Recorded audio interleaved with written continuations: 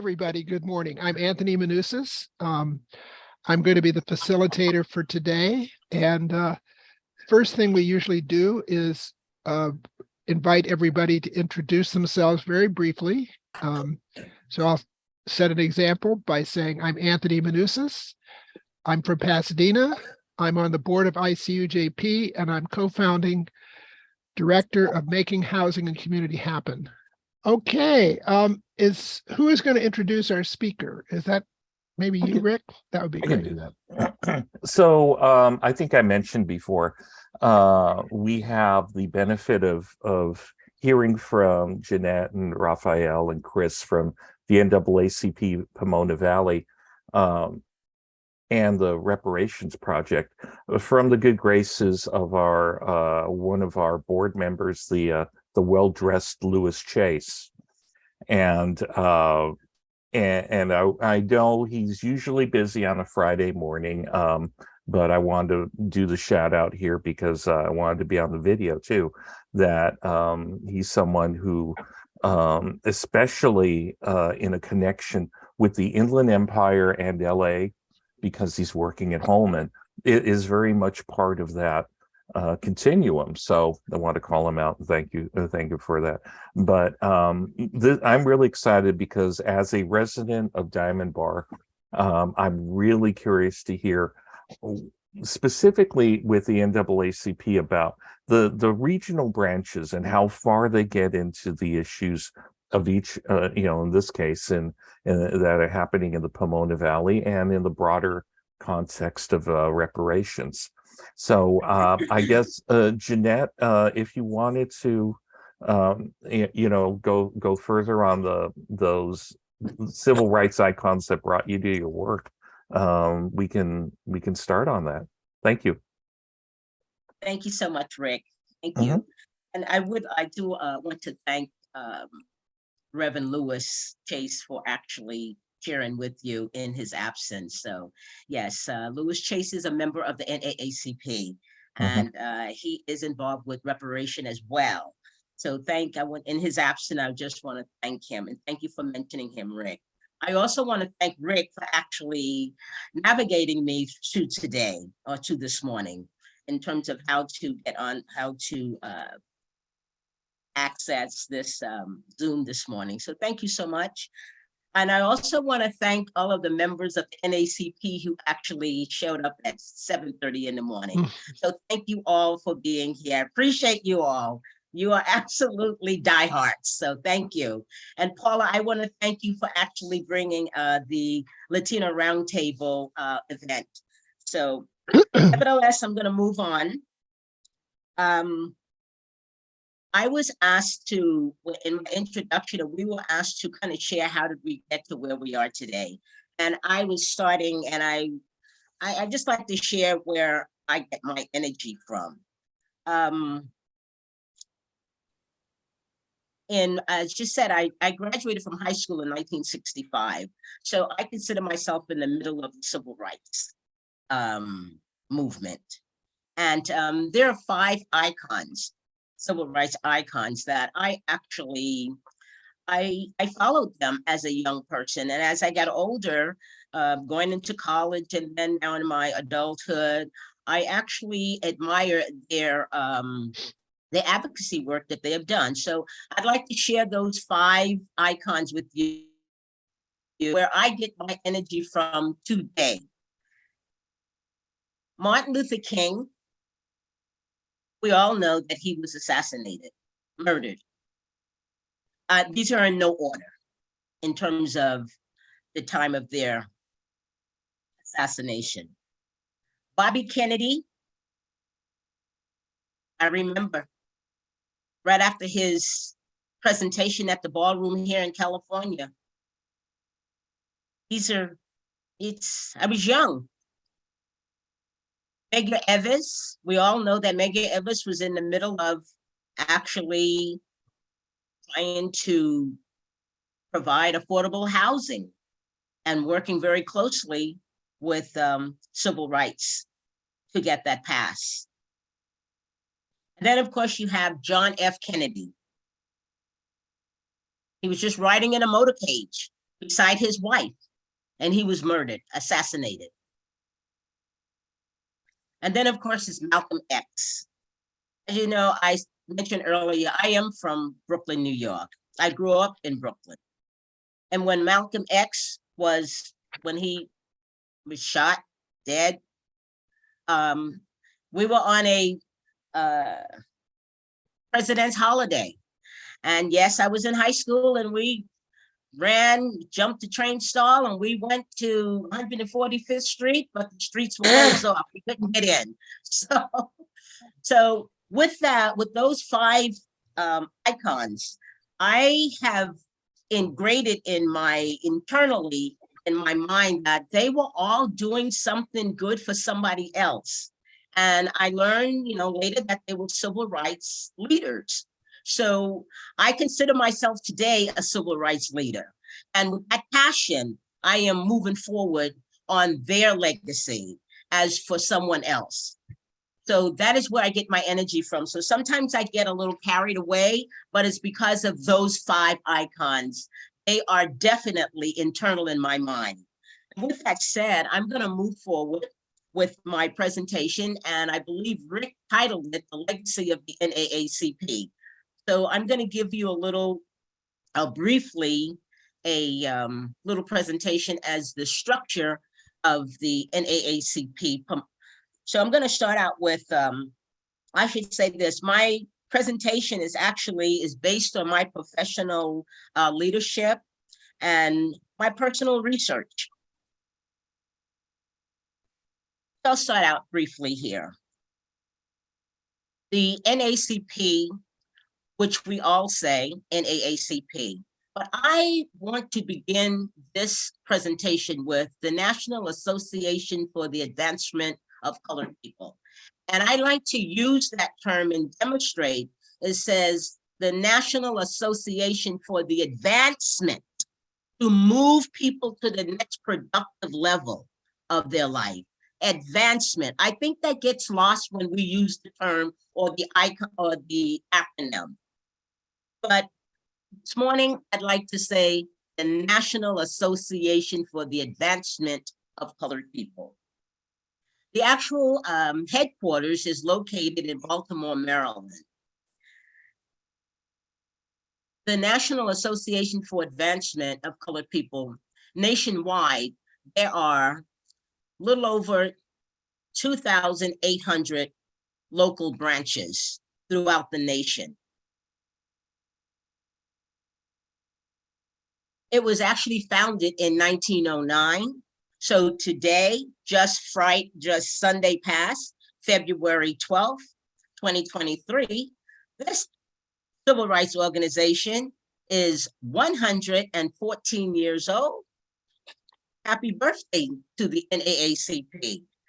And they have been on the forefront for civil rights. Some of the game changers for this organization is just going to briefly share with you. Many of you may have already heard some of the game changers in terms of fighting and the struggle. It's criminal justice safety, economic sustainability, education, of course, health, and voting rights, and political representation. And you might say that these are game changers, but as I said, I graduated in 1965, and these are still some of the issues today that we are fighting. So I wonder, when will they be game changers? So hopefully in my lifetime, we have made some strides. I must say that. There have been some strides, and there have been some, so definitely. The first chain of command is our second, as you would say, NAACP.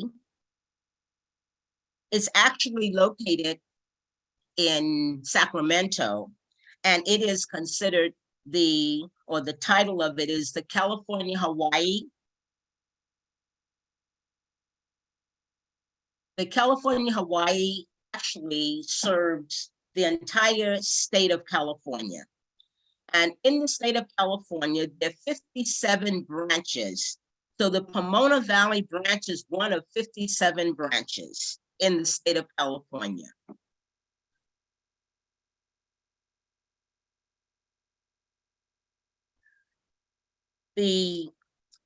Tell you a little bit about now the Pomona Valley Branch, or the history of the Pomona Valley Branch. The Pomona Valley Branch was actually founded in 1954, September 7th, 1954. They did extraordinary work in the Pomona Valley, but as it turns out, they were inactive for 22 years.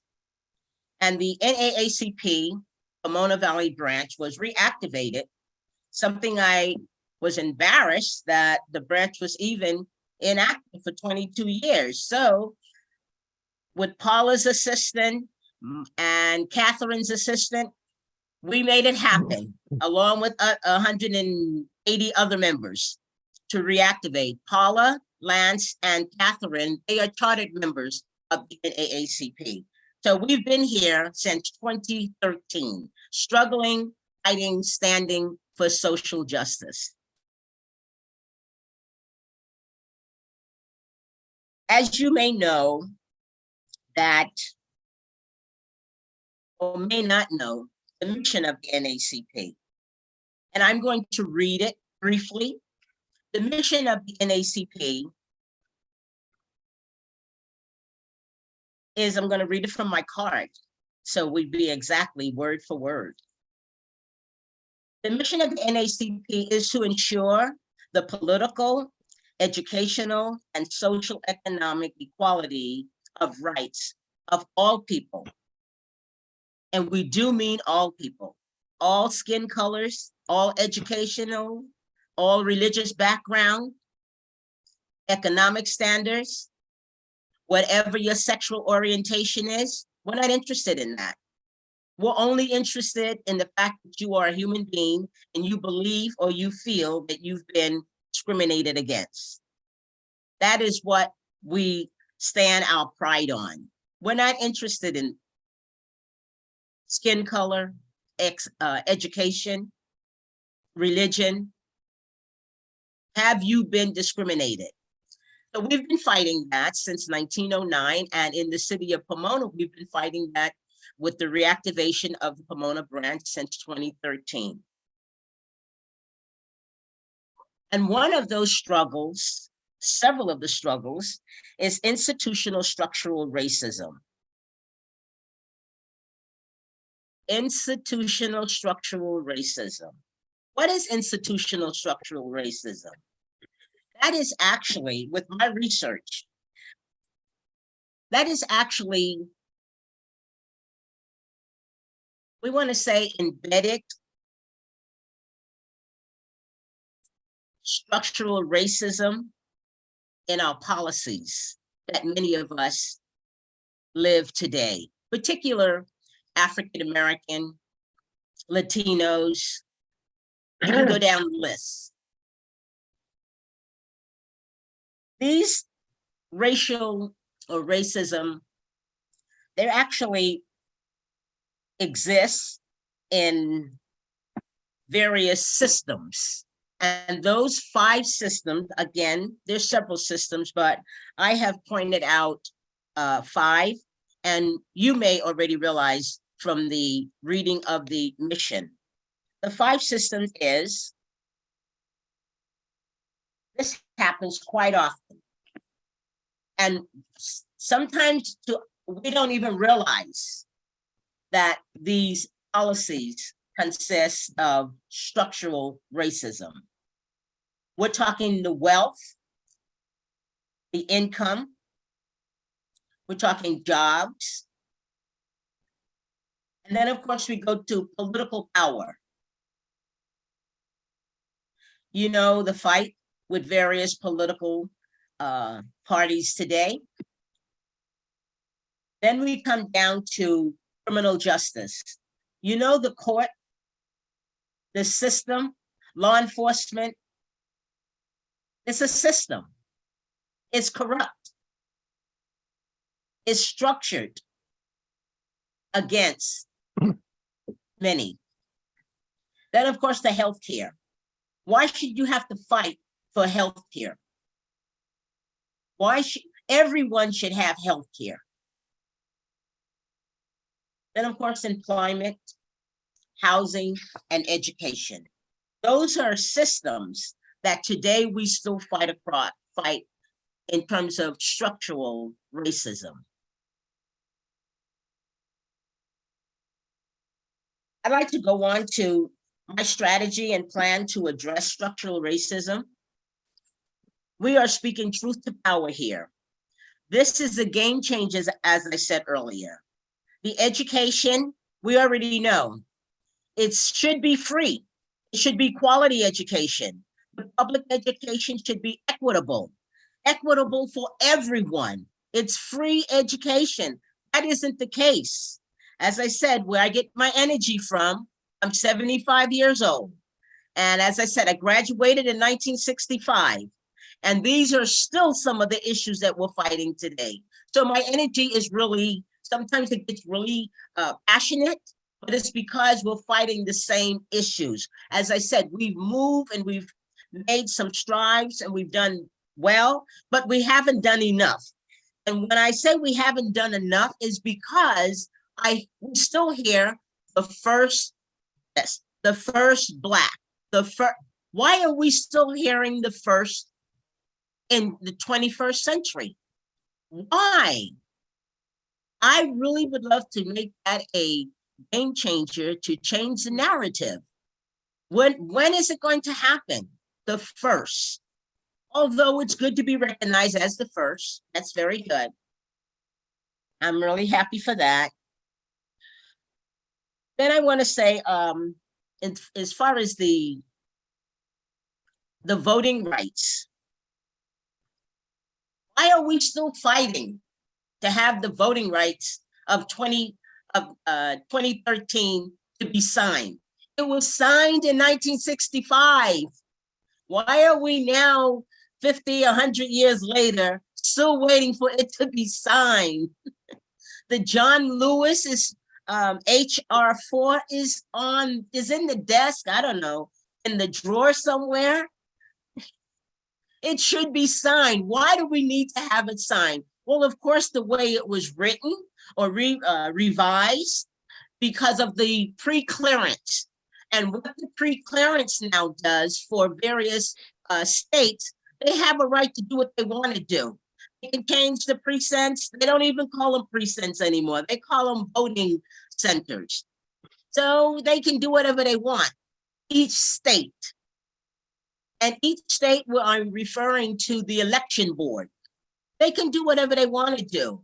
And I believe, this is my perspective in my pea brain, that's why I haven't signed the voting rights yet, because it will give different states the right. They would actually force different states to give equal rights for voting for all. And as you know, in the South, they're even asking for IDs. Why do I have to show you my ID? They don't do that in California. Why? And I just want to throw this in. It's absolutely unacceptable. In the South, at one time, you had to count how many jelly beans was in a jar. That's awful. But that was in the South, and that was years ago. So they don't have the jar of jelly beans anymore. So what they have, you need your ID. No, you can't stand in the line. No, you can't have a bottle of water. It's hot out here. You guys hear these stories.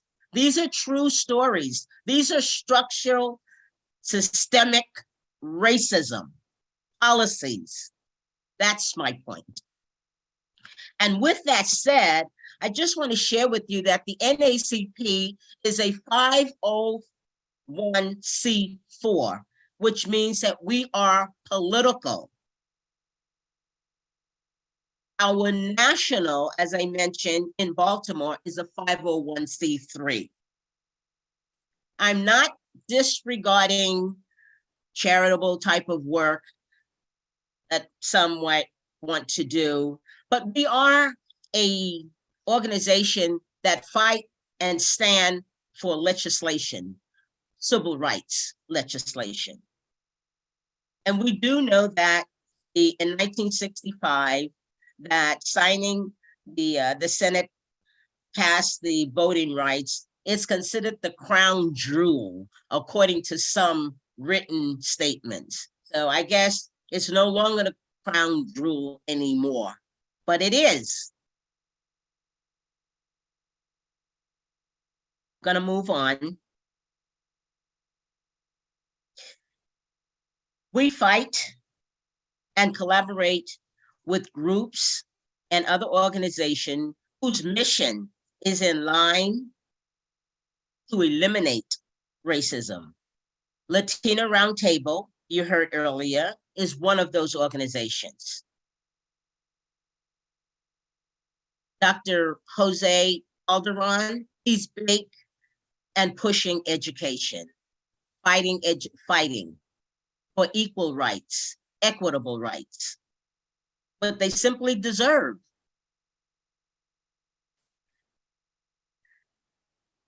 I do not know if you would consider that the struggle is supposed to be. Some people feel that you're supposed to be.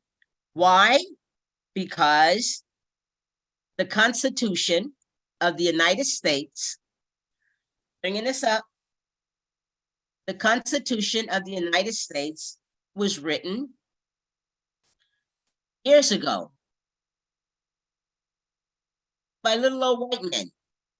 They didn't even allow women, white women, to the table for the Constitution. It's in the history here.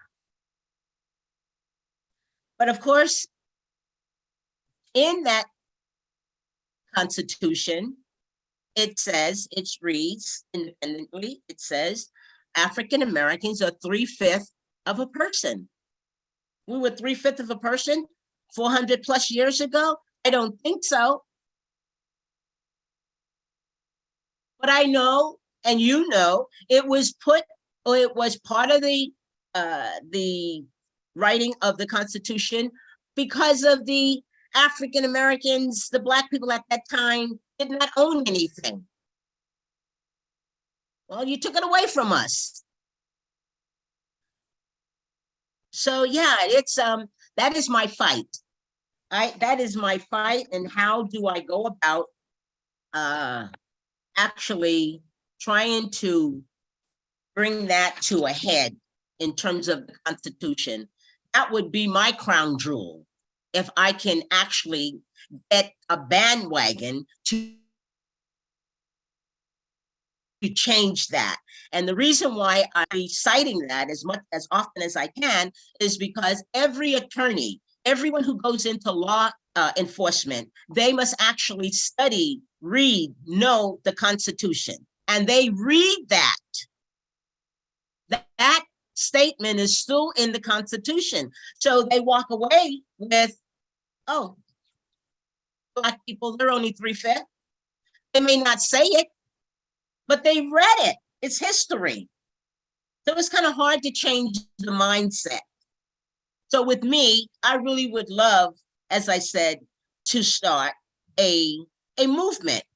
And Rick asked, what is it that the NAACP can do, or what is it that the group can do to work with the NAACP? Well, I'd like to see how could we study the Constitution of the United States and change, modify the 3/5 of a person.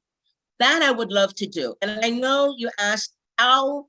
I think the churches, I think the church can actually be a part of that or make that happen.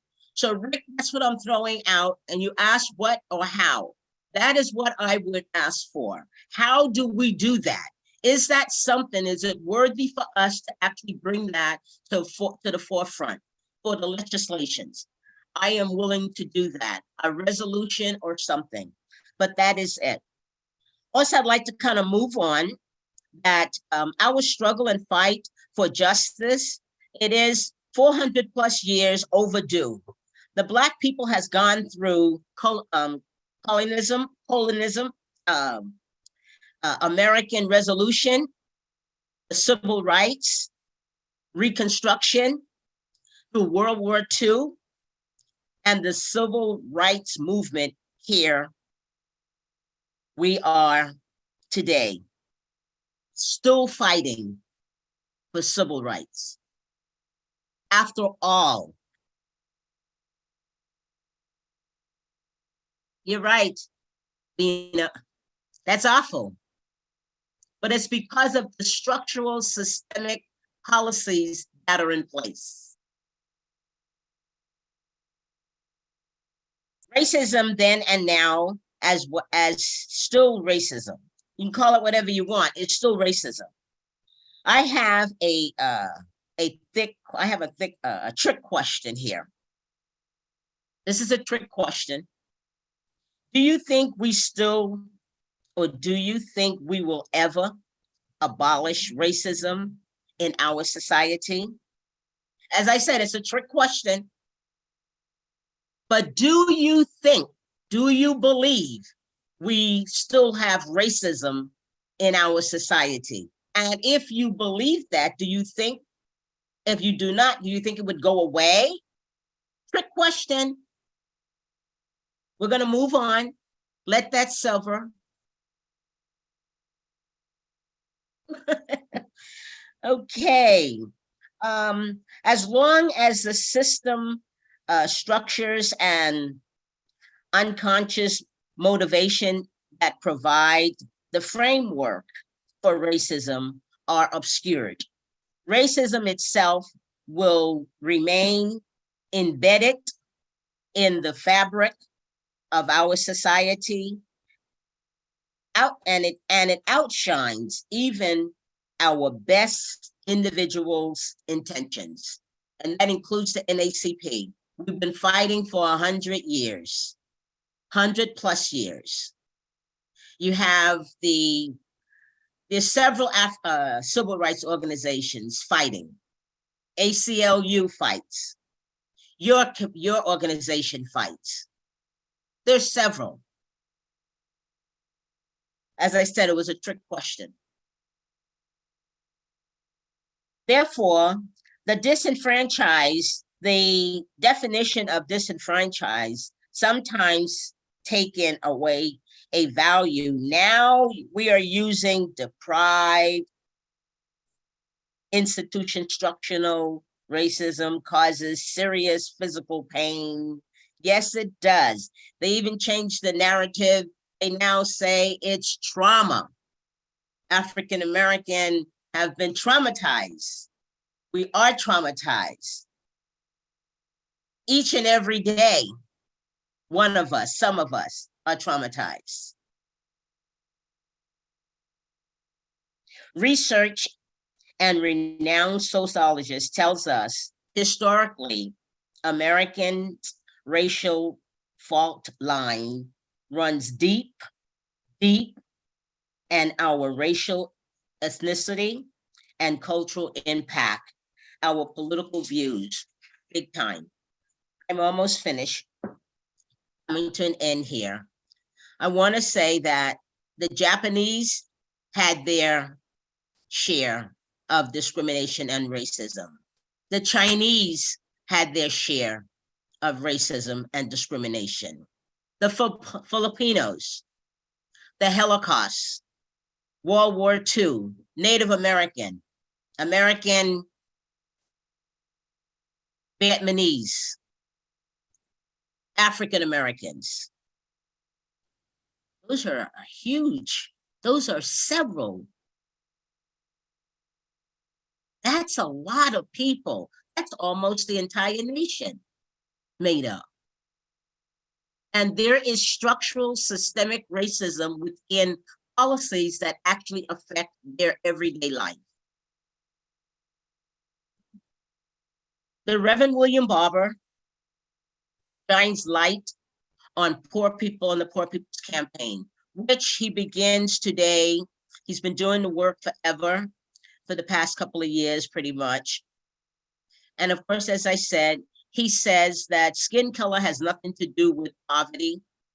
Skin color has nothing to do with poverty. But does it? Does it really? Just want to cite just a few of the Reverend William Barber's Poor People's Campaign fight. These are his percentage. They may have changed. Percent of children under the age of 18 years old, which is 38%, 0.2 million poor children in the United States. That's huge.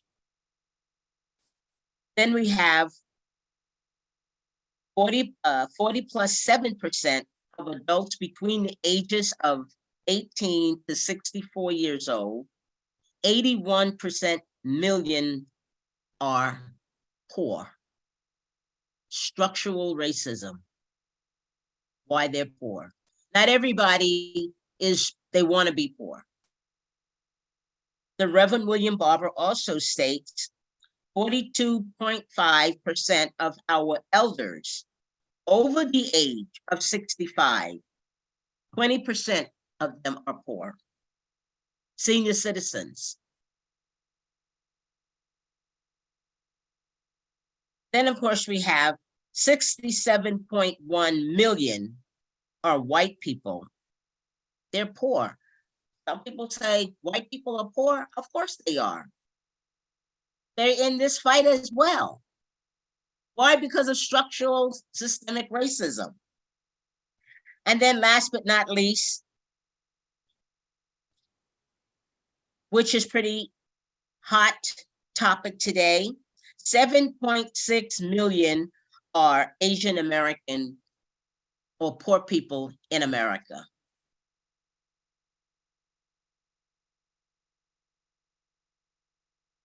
Changing the subject a little bit here, coming to a close.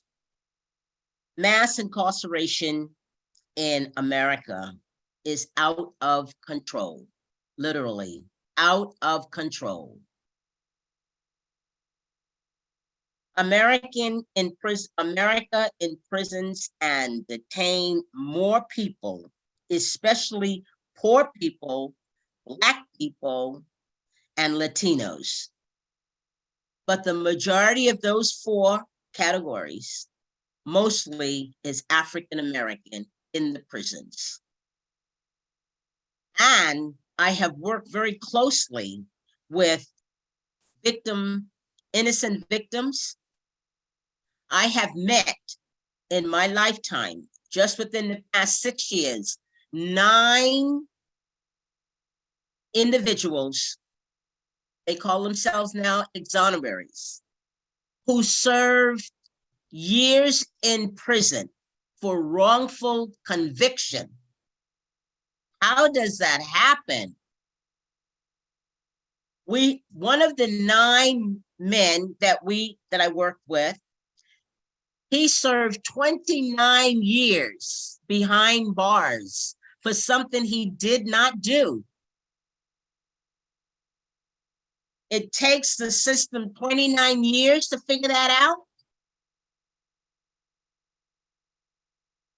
Something is the matter with our system because it spells systemic structural racism. Do you know 53% of every federal dollars goes to the military? Spending only 15% on anti-poverty programs.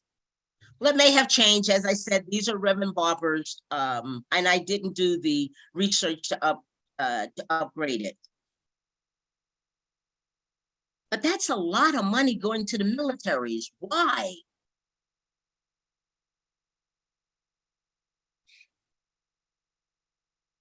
Military spending in 2017 was $668 million. That's a lot of money.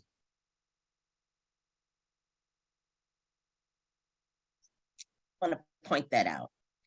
Disenfranchised. These are some language that they've changed. But I want to share with you what I have heard, and I'm coming to a close real soon, you guys. I believe in language. As I said earlier in my presentation, we need to start speaking truth to power.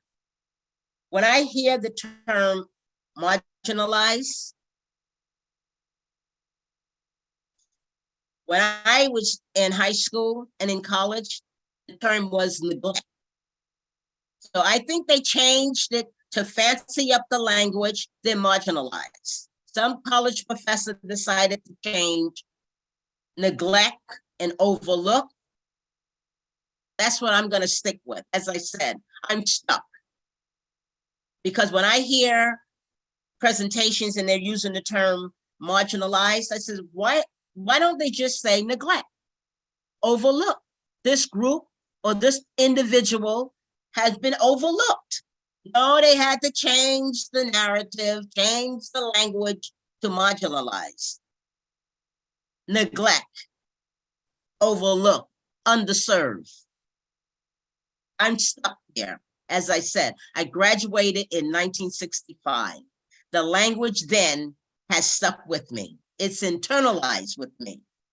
This is where I get my energy from. I'm going to stop there and allow any questions if there's any questions. But before I go there, I do want to close with one of my favorite quotes from the Martin Luther King Jr. He has several quotes, and you will all know that. But one of them sticks with me. The time is always right to do what is right. The time is always right to do what is right. And most of us who are fighting on the front line, we're trying to make that happen in our particular compassionate or committed areas.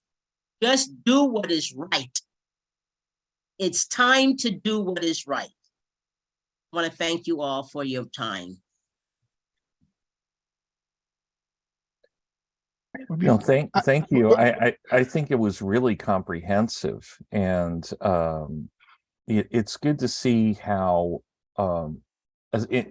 we needed the Pomona Valley NAACP, and it was great that you guys were able to reconstitute it in a certain extent after years of it not being around. So thank you very much for doing that. Thank you for having us. Maggie, I see your hand is up. You're on mute, Maggie. Go ahead. Has the constitutional error of calling Black people 3/5 of a human been corrected? It has been corrected. Is that what you're saying? Yeah, has it been? I'm asking you. Has it been corrected? Not. It has not. No mention. Asking a question. No, it has not. Yeah. It still stands. And of course, they use the term that it's history. And this is why it has, at least I heard this from several individuals, attorneys, because they have said this, they use the term or they make the statement, it's history. But we have to remember that the way we internalize language, and if you are erring on the side of bigotry or erring on the side of discrimination, and you read that in your constitution, going to school for law, you come out and you get those particular jobs like police officers, attorneys, judges. In your mind, we're speculating, but let's be real. Let's speak truth to power. But I think the world needs to hear. The society needs to hear. That needs to change, and it was changed. I think that would be, as I said, I think that would be that would make a difference or an impact. Because today, if a white person is looking at me and they are already discriminating against me, well, she's only 3/5 of a person. Well, you may think that I'm taking it lightly, but we need to speak truth to power. And I don't think we do that enough. These types of forums, these types of conversation, I think, or it should motivate us to make changes. Because if you hear it from one person, whether it was a Latino person speaking of his discrimination, or an Asian person speaking of her or his discrimination, or Filipino, we really need to take that to heart and try to make a difference. Thank you. I thought I saw Doc Ruby's hand up. Did you want to add a question or comment? Yes.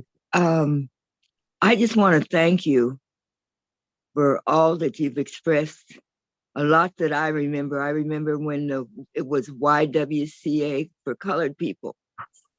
So yes, I remember that with my aunties and everything. And also, it's, for me, it's a consciousness. And some generations are choosing to pass this consciousness on the education of the children.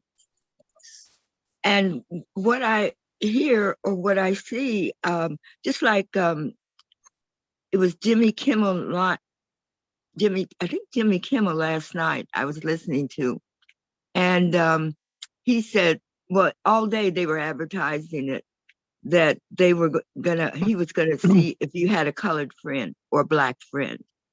And so he was standing on the street, with people, do you have a Black friend?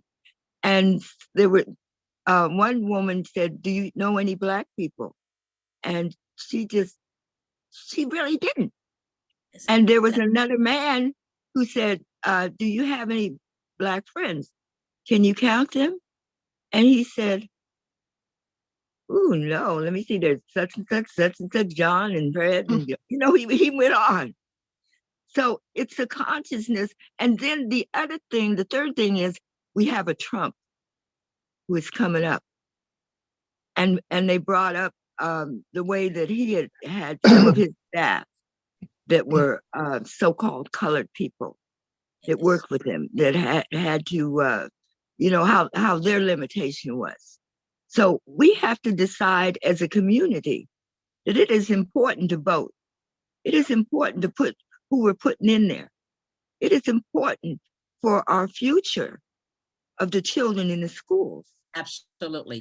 So that's all I wanted to say. I just wanted to thank you. And also I wanted to say this. I was what you call like an army brat. And so I had people over, that friends and stuff. I had friends of all colors, but then I had friends also that would be protecting me from other people so that I wouldn't hear it.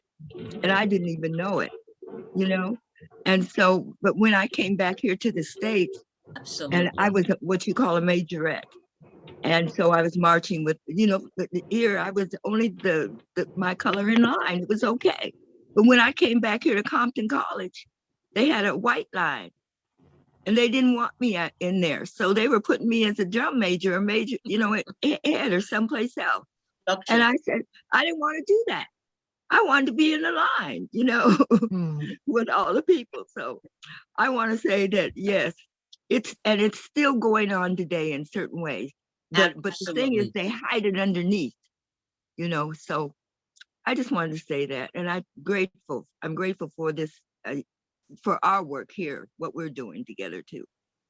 Thank you so much, Doc Ruby, for sharing that. I just want to share very briefly before we move to Raphael. We're working on reparations here in Pasadena. And one of the things that Jeanette said that reminded me of this is that there used to be racial covenants on properties here in Pasadena and throughout the state. And they would say that homeowners would promise to sell their homes only to white Protestants. So you couldn't sell them to Jews or people of color or even Latinos. Those racial covenants are illegal because of the Fair Housing Act, but some of the documents, the deeds still have the wording on those. The reason I'm bringing it up is that we were recently approached by a legal firm called Hahn and Hahn, and they were very active in the 30s and 40s to exclude people of color from certain neighborhoods. And now they're reaching out to us and members of the African American community to see how can they do restorative justice? How can they make a difference? And we have the 710 freeway stub here in our city, a big plot of land that used to be an African American neighborhood that was destroyed by eminent domain. And that's been returned to the city. And we're trying to figure out how can we make restitution? How can we have restorative justice? How can we compensate the families that were displaced? And how can we make sure that the community is justly compensated for what happened to them in the 1970s? So I'm really eager to hear what Raphael has to say about about reparations and other matters, because that's a big concern here for us in Pasadena. Yeah, Jeanette? May I just speak to who just gave her Doc she Ruby. didn't have yes. The term that many white people use today, they use the term privilege, that they are privileged, that they do, this is why they do what they do and how they get away with it. Well, that type of language, that is unacceptable for white people to think or to say that. And we know that happens.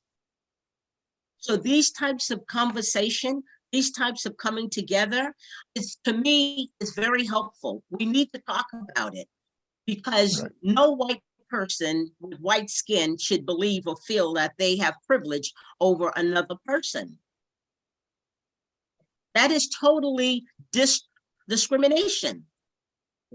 Yeah, thank you for that. Yes, I just want I see two more hands have gone up, but I want to make sure that Raphael has a chance to speak. So if it's really important, we can ask Fernando and I guess Doc Ruby, you've already spoken. Do you have another question, or did you just not close?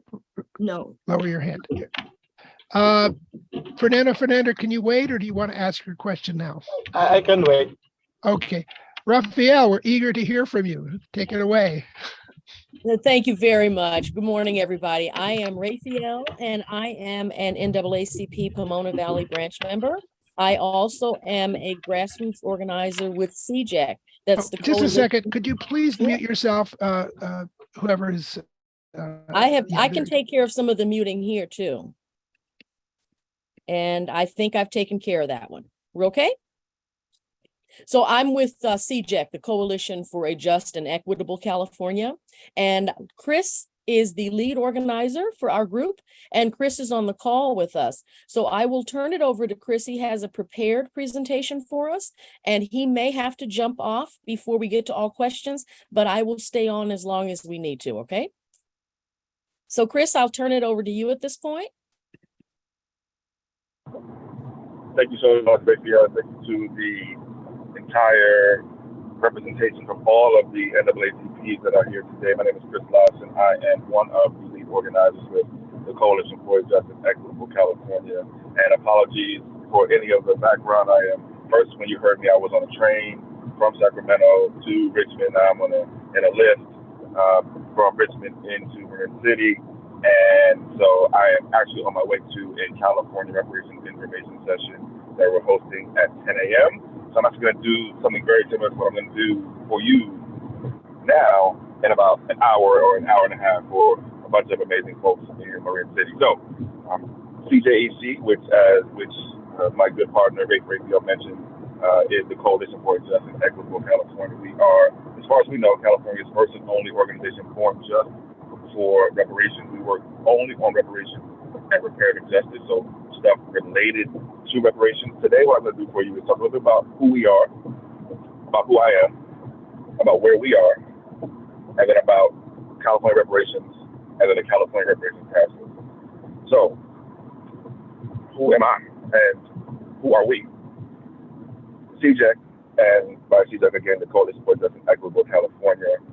In 2020, we helped write the final version of the law that created California's first in the Nation Reparations Task Force. That law was signed into law by Governor Gavin Newsom in 2020. I'm going to come back to that as I give you an overview of the California Reparations Task Force.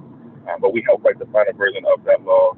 We do community outreach, community awareness building, community education, community organizing, and advocacy solely around reparations.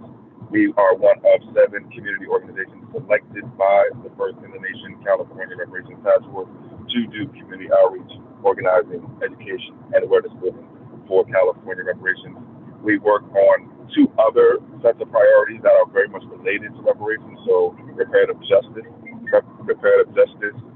priorities. They are first, making sure that California actually recognizes the descendants of US slavery as a specific group of people, and also making sure that California ends the current badges and incidents of slavery, specifically the current slavery going on in our state prisons and in our state carceral institutions through the loophole in our state constitution that allows for forced labor, involuntary servitude, slavery as punishment for a crime. Many of you know, but if you don't know, California's constitution has that comma in there somewhere where it says something like neither slavery nor involuntary servitude are allowed, comma, except as punishment for a crime. And that allows our brothers and sisters who are locked up to be forced to work with threat of not being able to leave if they're not working. So, then I'm going to talk to you again about California reparations and the California Reparations Task Force, but I want to talk about where we are. And right now, I want you to stop what you're doing. So whatever you're doing right now, unless you're driving or you're doing something where you actually can't stop, but I want you to stop what you're doing and listen to what I'm going to tell you. Right now, we are closer to reparations in the state of California than we've ever been. We are closer today in California to reparations than we've ever been. That is because California is already the first state to create a reparations task force, the first state to get serious about reparations at the state level. And people are going to be reading, writing, talking about what we've done now, what we do next, 10 years from now, 20 years from now, 50 years from now. Now, I'm going to say the word reparations a lot, and I think I've said the word reparations a lot already. I'm going to say the word reparations a lot more, but I want to talk about what I mean by that word first, specifically as it relates to the California Reparations Task Force. I'm going to define what we mean by reparations first, and then I'm going to give you an overview of California reparations and then the task force itself. So, our reparations, I'm specifically talking about taking a range of actions to provide benefits to survivors and descendants of gross human rights violations. And that's a very important definition. It's actually the definition that the United Nations uses to define reparations. And I'm using that definition very, very specifically and intentionally. That's going to be very, very important as I come back to that when I give you more information about California's First in the Nation Reparations Task Force. Reparations anywhere in the world usually has 4 features and 5 forms. So again, reparations, taking a range of actions to provide benefits for survivors and descendants of human rights violations. 4 features, 5 forms. The first feature is that the reparations, the benefits, the actions must be adequate. Secondly, they must be effective. Thirdly, they must be prompt. And fourthly, they must be proportional to the gravity of the human rights violation that occurred, motivating the actual reparations plan and program.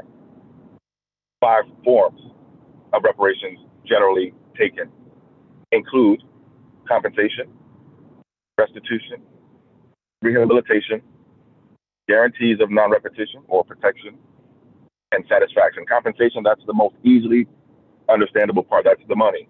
That's the economics. I have a saying, and ratio, you've heard me say this 1,000 times, so cover your ears. If it don't have compensation, it ain't reparations.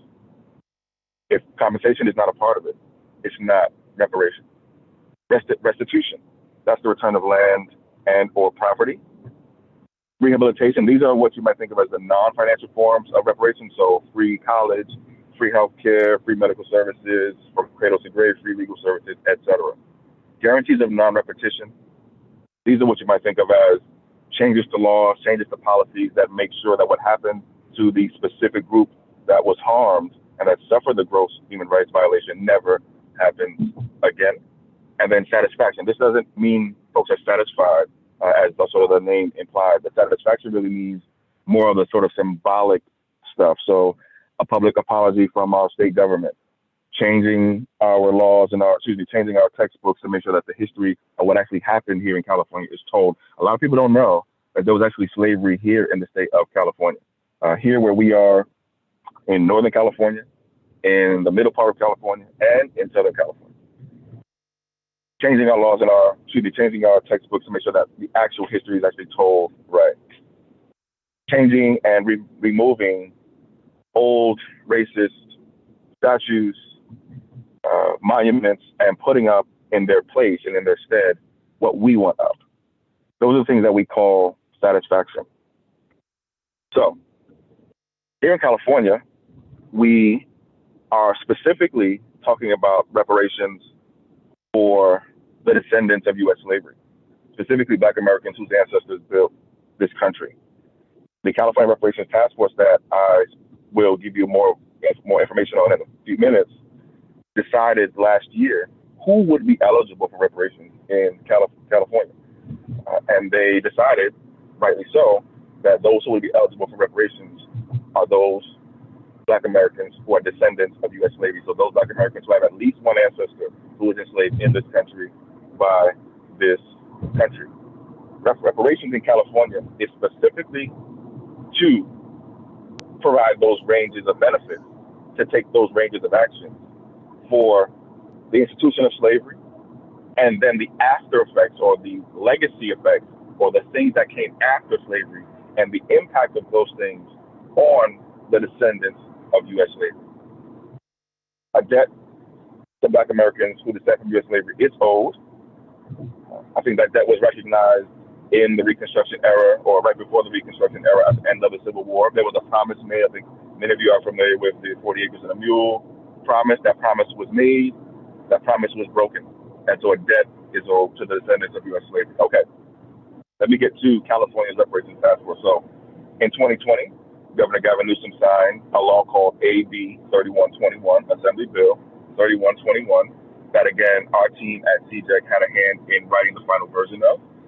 That law was authored by then Assembly Member Dr. Shirley Weber, now California's first Black Secretary of State. I think the first Black Secretary of State in U.S. history, actually. Our current Secretary of State, Dr. Shirley Weber. Secretary Weber wrote that bill. Yes, I'm double checking here.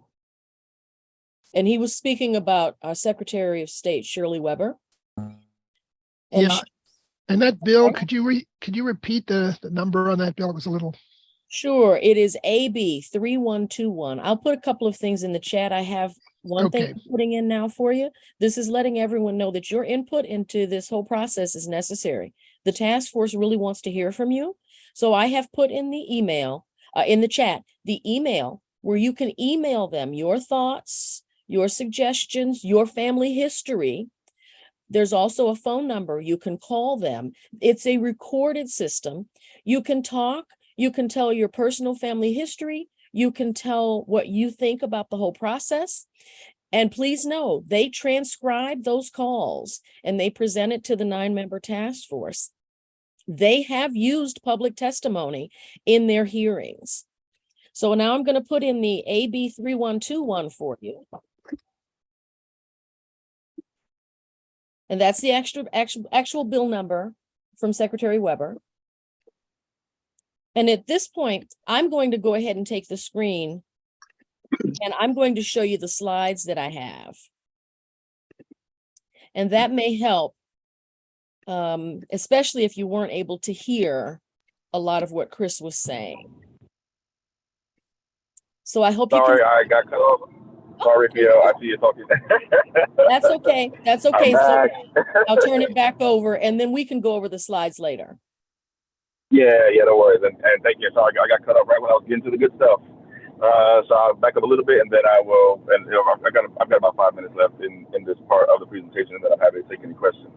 So again, Ben, thank you for your patience and thank you for indulging as we're again traveling to Marin City to do a lot of what I'm doing right now. So in 2020, Governor Gavin Newsom signed the law creating California's Reparations Task Force. That law was authored by then Assembly Member Dr. Shirley Weber, now Secretary of State Shirley Weber. That law created a 9-member task force to do 3 things.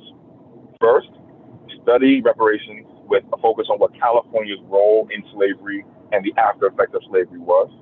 2, educate the California public about reparations and about what it learns. And then 3, create what will be the first ever state reparations plan. This 9-member task force has 2 years from the first days of its first meeting, so 2 years from June of 2021, which is when it actually started work, 2 years from June of 2021 to do those 3 things. So 2 years from June of 2021, so that makes their deadline June or July of 2023.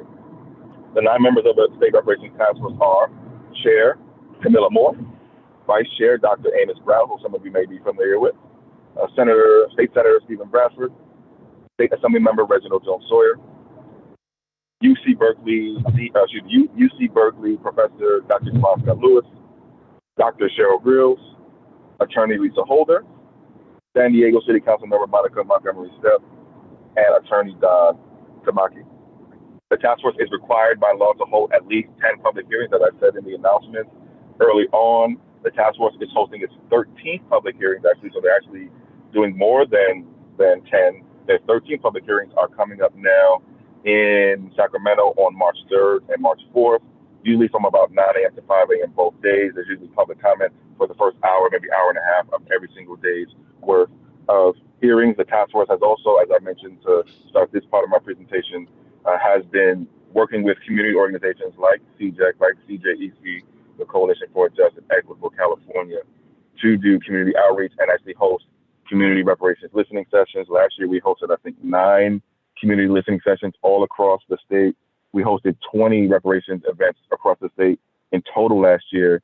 Just in the first 2 months of this year, we either produced or participated in something like 10 to 12 community reparations-based events, again, either produced or participated in, and we're one of 7 community organizations who is doing a lot of this work here in California to make sure that people know about California reparations. This is actually the 3rd or 4th NAACP branch that I've spoken to in probably the past 3 to 4 weeks.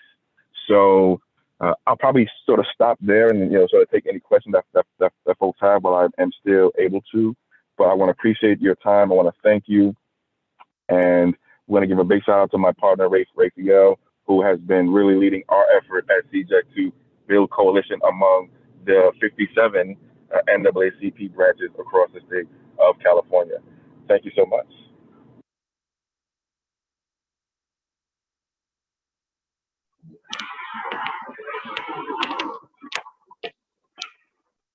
Thank you very much, Chris. So I guess at this point, I will look and see if we have any questions in the chat, or if you'd like to raise your hand if you have any questions, I will turn that over.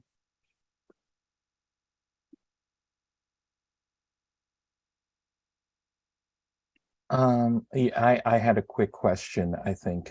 Thank you very much for the presentation, Chris, and Raphael, thank you for your assistance so far, and I'd like to see the slides. I had my background is in the music industry and marketing and stuff like that. So I've always had the idea that reparations is something that absolutely needs to happen. I'm wondering whether the word reparations has this loaded language in it for a lot of people, not necessarily on this call, but those that hear about it from other sources and have a bias towards it. And I'm wondering if you guys have ever looked at something like using, and I don't know if the word reparations is because of any legal weight that the word has, but have you looked at using like reconciliation or anything like that might have a better buy-in right at the beginning in order for people to talk about or understand what it is.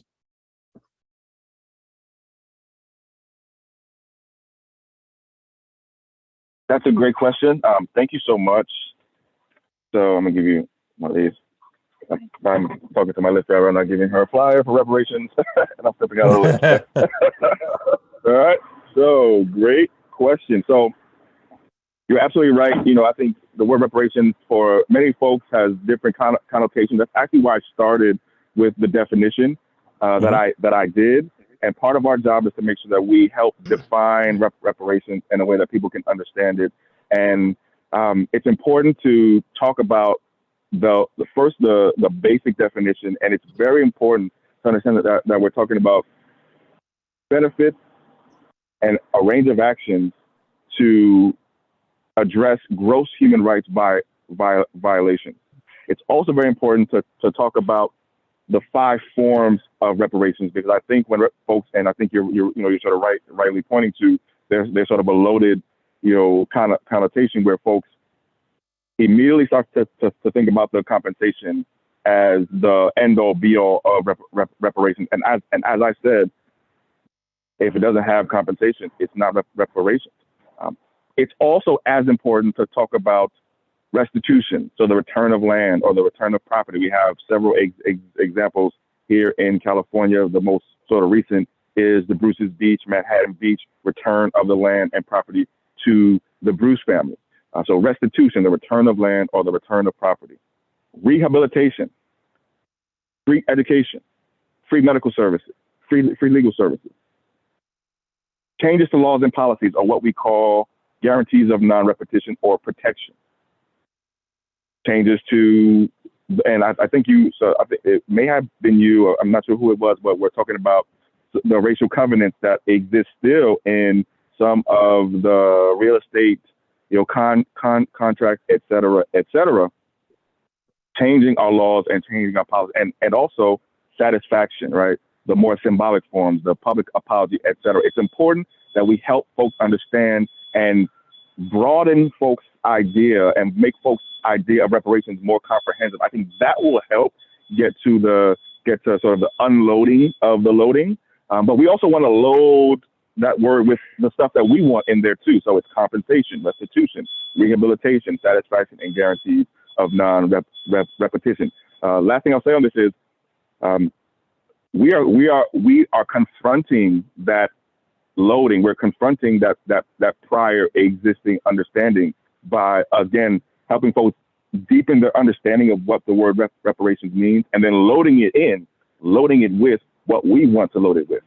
Great question. It seems that whatever term we use for advancement is always attacked, targeted, challenged somehow, and that there is a historical and a legal context to us using these terms. Yeah, thank you so much. Thank you. In Pasadena, we're using the word restorative justice, but we want to make sure that all of those concepts that Chris mentioned are included in that definition.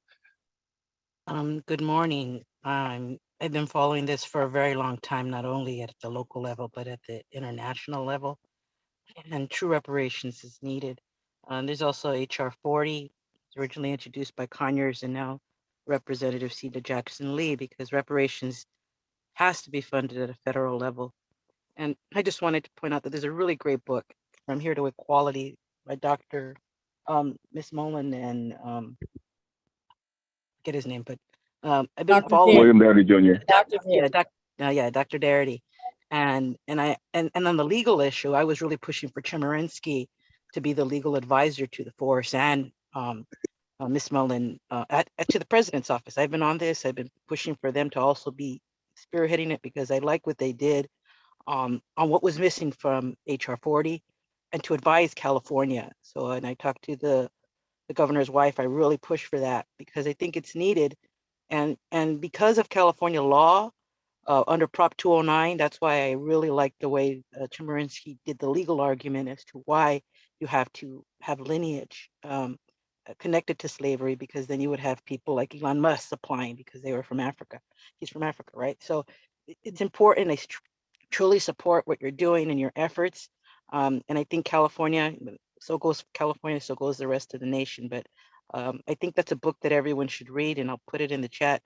And thank you for your work and your due diligence. And, reparations is very important. Totally support it. Thank you. Actually, if I could if I could actually follow up on that, because that's a brilliant. Thank you so much, Sophie. I have two quick comments to your comment. One, thank you for referencing Dr. William Darity Jr. He is actually one of the 4 economists that the State Reparations Task Force here in California has hired to put a price tag on California reparations. And that's a question that each one of us should have. How much is this going to cost? How much is this going to cost? The task force, by law, is required to, one, recommend a reparations plan, but then also recommend appropriate ways to pay for that plan. And in doing so, they have to recommend how much the plan will cost. And the task force hired a team of 4 economists. They are Dr. William Darity Jr., author of From Here to Equality, A. Kirsten Mullen, who is one of the co-authors of From Here, one of the co-authors From Here to Equality, Casey Campbell, Bill Spriggs, and Thomas Kramer. Those are the 4 economists that the state task force has hired to put a price tag on California reparations. So Dr. Darity is advising the state task force. Also, you're absolutely right. So you're absolutely right. So also that the task force has received legal advice from Professor Dean of Law at UC Berkeley, Dr. Erwin Chemerinsky, to specifically answer the question of how do you design a reparations plan so that it is strong enough to withstand a potential legal challenge. And Professor Chemerinsky advised the task force last March in one of their hearings, specifically as it was deciding who would be eligible. Dean Chemerinsky advised the task force that in order to be strong enough to withstand Prop 209 challenge, civil rights, Title IV of a Civil Rights Act challenge, or a 14th Amendment challenge, that the task force had to design the eligibility such that it does not create a racial preference. It does not create a racial preference, but that it creates a preference specifically based on the harm of being a descendant of US slavery. So that lineage word that you use is the absolute right word. So thank you so much. And thank you for clarifying that. That was really interesting. Are there any other questions or comments? I just want to say that this has really been helpful for me. I became convinced of the need for reparations reading Ta-Nehisi Coates' article in Atlantic a few years ago. And I think what convinced me was that this wasn't just something that happened 150 years ago. Every generation of African Americans has been looted by predatory whites who've taken away their property with, legally. So it's an ongoing issue of reparations. It's not just something 150 years ago, but you have really made a strong case for looking at this objectively and legally and coming up with, what would be appropriate compensation and who deserves it. I really appreciate that. That's been really helpful. Raphael, you had something to say? Yeah, so just can I add, I have put the link for the OAG's website in the chat, but I also just want to show you the actual report, what it actually looks like. And it is a 500-page document. We have been trying to get this report in our libraries, in the college campuses, for everyone to be there. This really ought to be ubiquitous. We've come upon a couple of challenges, but that doesn't mean you don't have access to it. You can look at the report online. And even if 500 pages is a little challenging, there is a 26-page executive summary that you can read through. And that will actually give you some very surprising information about California, where we thought California was not a slave state. And in many cases, California created additional systems that oppressed people. Yeah. So I wanted to make sure I showed that one to you, but I also see that President Royston had her hand up for a question. Did you have a link to that? I'd love to read that. I do. It is in the chat for you. And for those that can't see the screen, I can read these out. It is oag.ca.gov AB 3121. Got it. Okay, thank you so much. So Jeanette, I think your hand is up next. Yes, just real quickly, I believe, I really would love to kind of preference, or maybe I already gave the presentation, but I want to share at this point here that there's many thousands of good white people. Hearing my presentation from an African-American, speaking of the bigotry and the racism, we know it's coming from white people. So I just want to preference and share that there are thousands of good white people like on this call today, especially Governor Gavin Newsom, even to first white man to say, let's put a study together. So I like to highlight that he actually wanted to put a study together to figure out where and how we move forward for the reparation. And yes, reparation, the definition is to repay, to give back. And we already know, I know it's real basic, we already know that there's several African-American, someone spoke about the housing and owning houses and being cheated or not giving their correct amount of on their homes. So that is what this reparation is all about. And I really appreciate hearing Raphael actually stating, regardless of how the title or the term that you use, you're still going to have someone complaining that they shouldn't, or that isn't the way we should move forward. But I totally believe that those African Americans who are living below poverty line, should be considered for some type of reparation or funds to bring them up, whether it may be education, those who are in college, to pay for their education, housing, or whatever it may be. But we do know that many African Americans are living below their standard. I just want to share that. So thank you so much. And I really appreciate Gavin Newsom. Hats off to him for the state of California. Thank you, Anthony.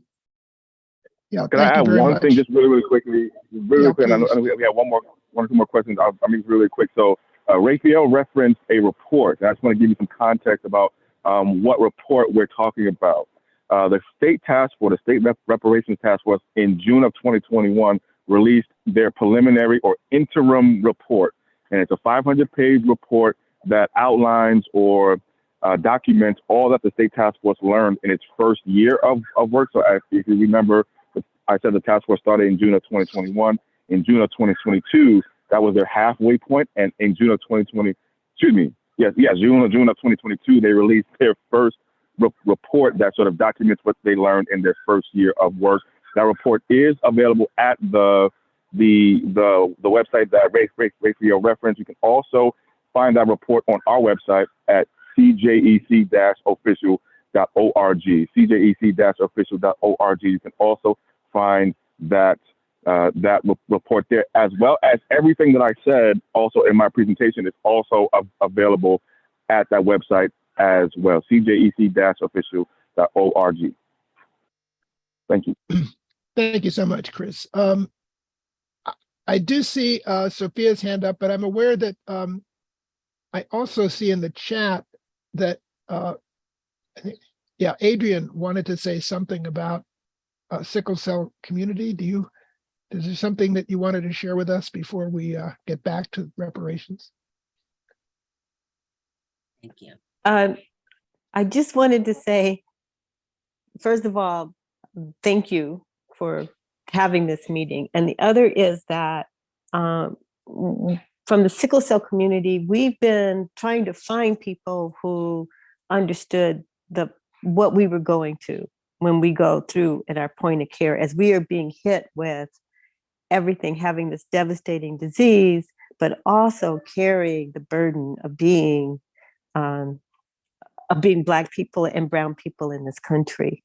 And to see that work that is being done, because have been so focused on just trying to keep people alive, the work that you're doing, we are all intertwined And so I think we've been looking for voices to help support us and just saying we're having this struggle, and we've been divided because it's always been told we have to stay in the health space. So I'm going to put my information in, and I'd like everybody else's information, and see how we can all be like supporting each other and in ways that we hadn't thought of before. So thank you. Yeah, thank you so much, Adrian, for the work you're doing. It's so important. I see Sophia's hand is up. Yes, just as an ally who supports reparations, I think it's also important that those that are pushing for reparations recognize, and I've seen it by some people pushing reparations. There's conflicts within the groups themselves, specifically with Yvette Carnell and maybe Tone and some of the situations that have come out. People have said that the groups are anti-immigrant. I think that has to be just shut down, because we have to push this forward, and the people leading the fight communities have to talk to themselves and educate themselves, to bring in allies. That type of behavior or treatment of immigrants is unacceptable.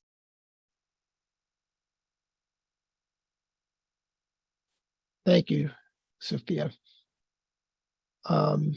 Any other questions, comments? We have about 10 minutes. So I'd like to just add for the last two comments for Adrian, first of all, if you get a chance to look at the actual report, we do have chapter 12 that deals with mental and physical harm and neglect. And it will talk about a lot of the health issues that have affected, in particular, the Black community. But I will just give a warning. In reading the report, it is a daunting read. You will have to take it in bits and pieces and take a moment. Do whatever it is that you do to relieve stress. It's a difficult read, but it is an absolutely necessary read. There's a lot of things that many of us in the movement did not know about California, and it is really shocking. And can I just comment for Sophia that I appreciate you bringing that up, and please know that we at CJEC are laser focused.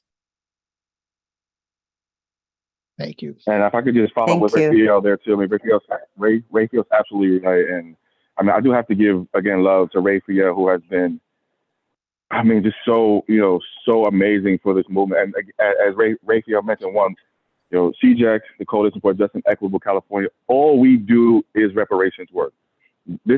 Our organization was born for reparations work here in the state of California, specifically for Black Americans who descend from US slavery, exclusively actually for Black Americans who descend from US slavery. Second thing is, just really, really quickly,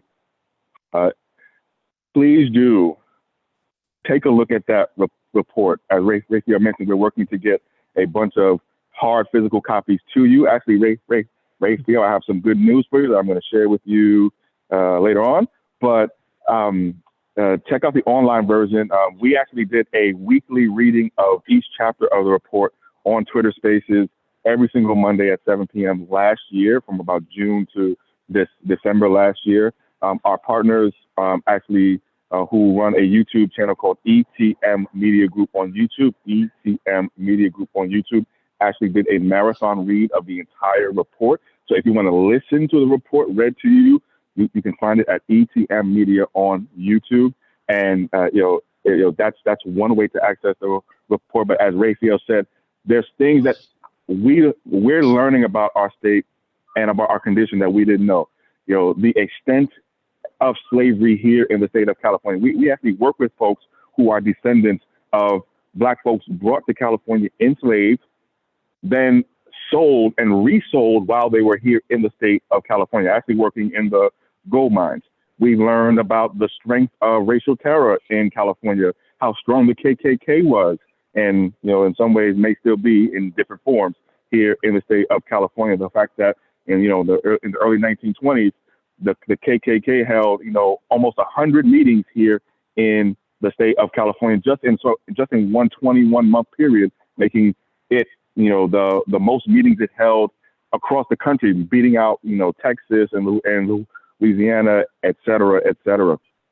We learned, and this was I think to the last part about the physical harm and neglect. And I appreciate the comments about our folks who are dealing with sickle cell. Also, we've learned that, and this is the last thing I'll say, we've learned that right now, if you compare Black infants and death rates among Black infants to white infants, the death rate among Black infants is higher today than it was in 1850 during slavery.